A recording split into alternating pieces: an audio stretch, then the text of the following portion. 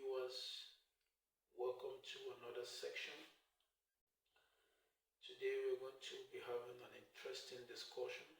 We're going to be talking about an overload relay. As you can see, I have three of such relays here. We're going to be discussing the concept of overload relay and the principle of operation. The overload relay happens to form part of the control circuit of a starter. Now we know that in an industrial setup where we use pumps and drives, like we said in our previous videos, these pump and drives are controlled or are operated, that is, they are switched on and switched off by various types of starters, and these starters form this overload relay form part of the starter. That is, they form part of the control circuit of the starter. Now, there are situations whereby the pumps or drives or the electric motor draws excess current above the rated current that the electric motor is supposed to draw.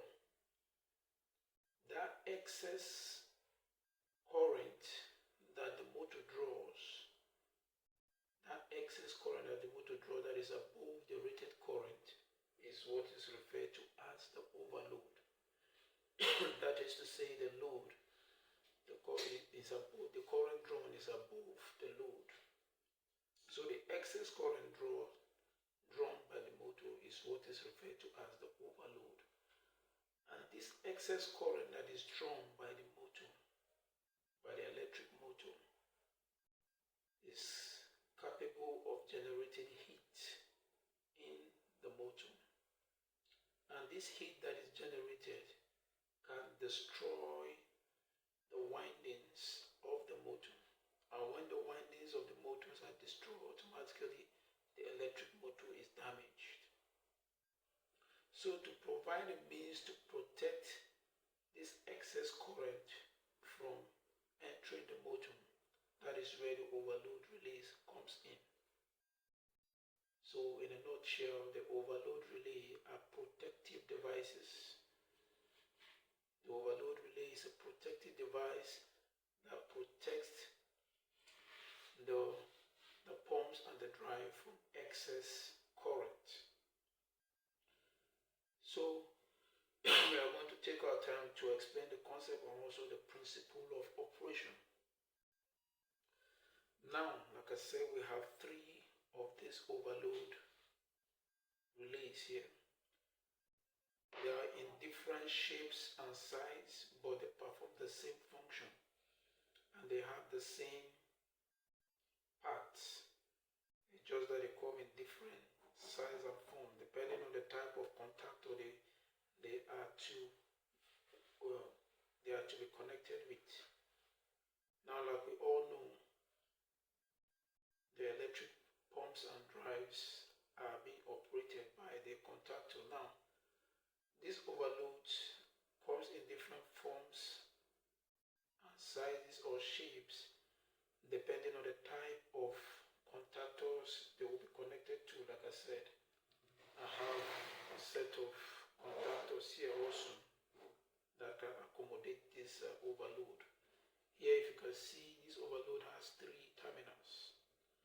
The other one here has 5 terminals. The other one here too has 3 terminals. So, as they are compatible with certain types of contactors. Like the one I have here is compatible with this. That is to say, this cannot be used here. So this overload relay is compatible with this contactor, while this one is compatible with this contactor, while this also is compatible with this contactor.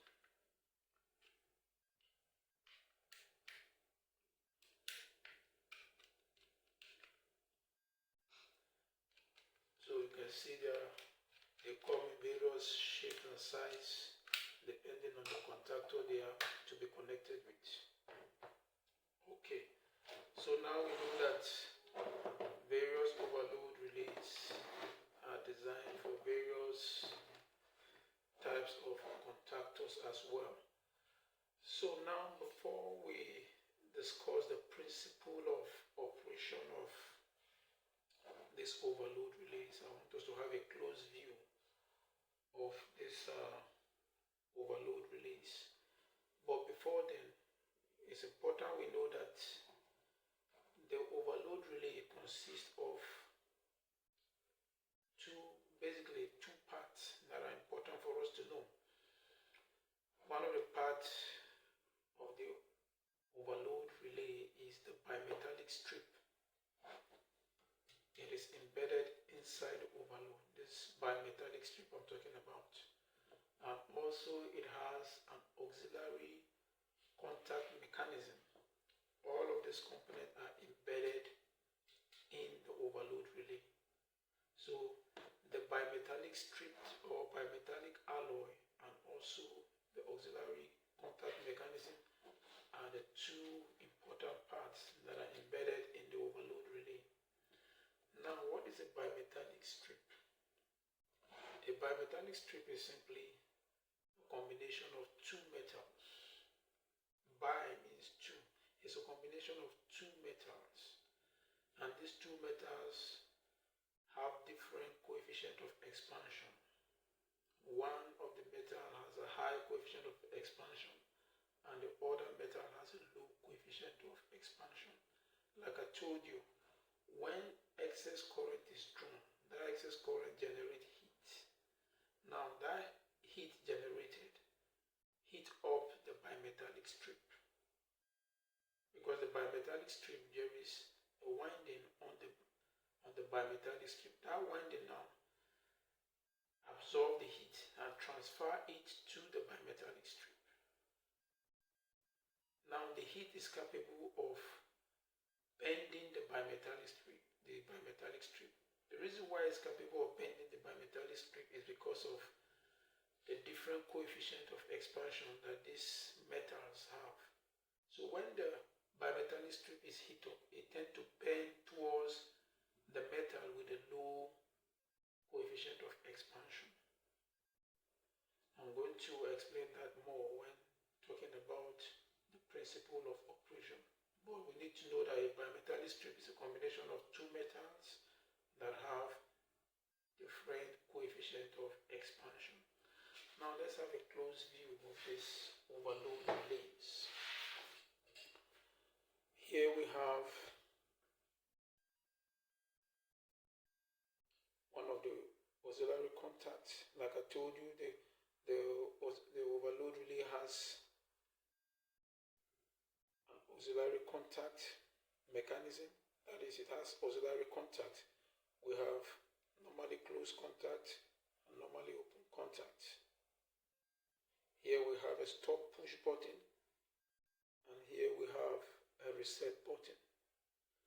And here we have where to set the current. You set this current to correspond with the current rating of the motor, so that when the motor draws excess current above the rated current, the overload relay should trip off. Now, what is the function of these buttons? For the stop push button, as you can see, I want us to have a clear view.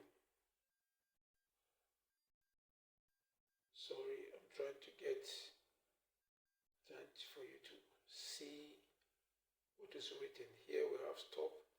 Here is the restart. Now the function of the stop push button here is to test whether the contacts are okay. That is to say, after connection and the pump is running, by the time I press the stop push button, the contactor should de-energize. But by the time I release the push button, the contactor should be energized. We're going to look at that when we go to the practical section. Then also the restart button here restart button here is used to restart the overload. Now, one thing we need to understand is that some overload has the ability to restart automatically, while some need to be manually restarted. What gives rise to the contactor to be restarted is when the overload trips off, when excess current flows in. The circuit is open and the contactor is de-energized. If we happen to check what led to the tripping of the motor and everything is okay to enable the overload relay to start functioning, we need to press the reset button. The reset button now closes the normally closed contact. It brings it to the original state. So the restart button is for you to restart the overload when it has tripped off, while the stop push button here is to test the contact or to stop the motor from operating. So these are the basic parts of the overload, and they are the same with the rest. Like I told you, all of them have the same parts, but they come in different forms and sizes. Here too we have a restart. You can see this one has manual restart. You can set it for you to restart manually. You can also set it in this direction to restart automatically. Here is a stop push button. Here is where we set our current. This one is ranging from 1.8 to 2.5 amps maximum. Now this particular overload relay, like you see, has 5 contacts. Now we say it's compatible with this contactor. You can see the fifth terminal is an extension of the coil E2, and also an extension of this contact. This auxiliary contact is normally closed, but this particular overload relay is meant for such type of such type of contact, because of the extension of the E2.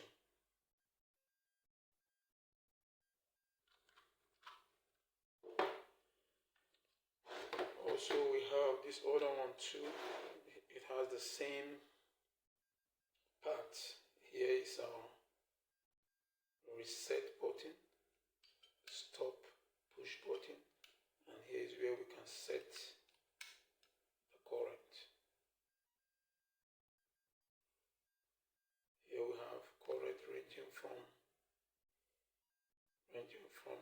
6 amps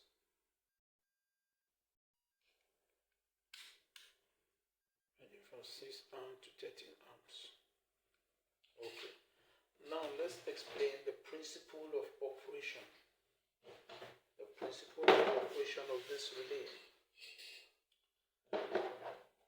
Now, how the overload relay works is this. When there is an excess current drawn by the electric motor, that excess current drawn generates heat. The heat now heats up the bimetallic strip.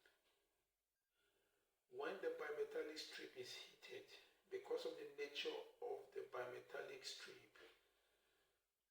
because it consists of two metals with different coefficient of expansion, when it is heated up, the bimetallic strip bends towards the metal that has the low coefficient of expansion.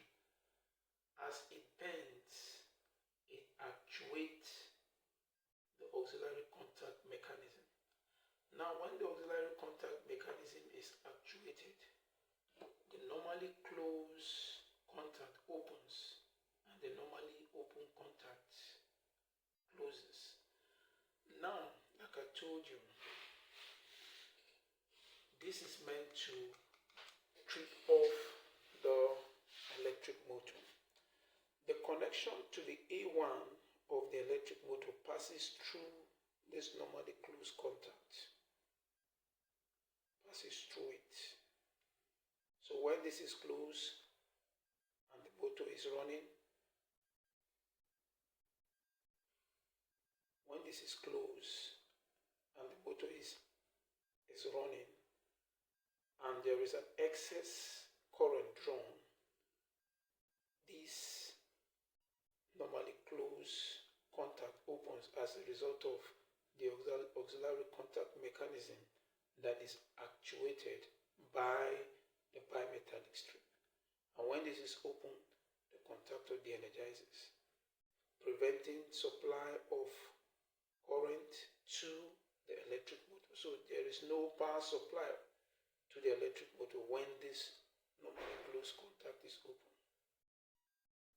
That is how the auxiliary contact protects the electric motor from getting damaged, because the connection to the coil of the motor passes through this normally closed terminals. And when there is excess current and heat is generated, the heat is capable of bending the bimetallic strip. The bimetallic strip now actuates the auxiliary contact mechanism, thereby opening the normally closed contact and closing the normally open contact. We're going to, by the time we look at practical sections, you have a better understanding even of how this other contact operates.